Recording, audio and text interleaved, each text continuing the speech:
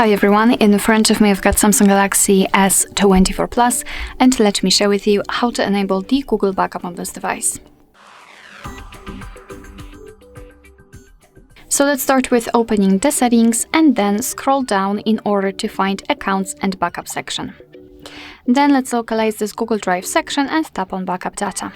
As you can see, it will immediately transfer us to this add account Google account section, and basically it will work if you do not have your Google account currently added to the device. If you've got one, no worries, you will be just able to choose it from the list. If not, you have to add it right now. So let's tap on add account and make sure that you've got the internet connection, because it is required for this operation.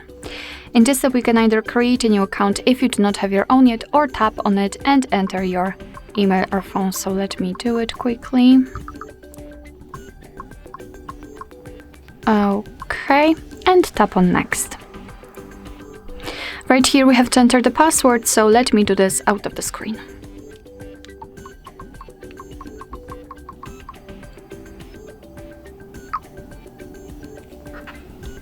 Okay, let's tap on next.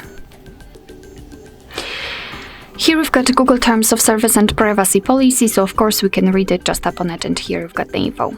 Let's tap on I agree after reading. And right here we've got the backup info, backup details. So basically you're able to use 15 GB of the Google account to backup apps and apps data, call history, contacts, device settings, and text messages. Of course, you can tap on more details to learn more.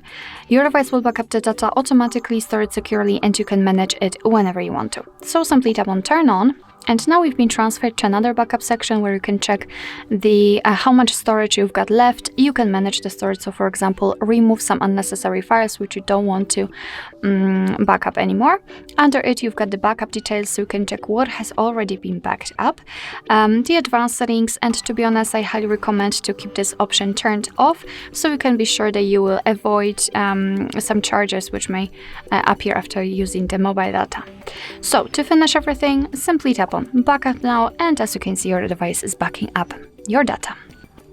Alright, so that will be all. Thank you so much for watching. I hope that this video was helpful, and if it was, please hit the subscribe button and leave the thumbs up.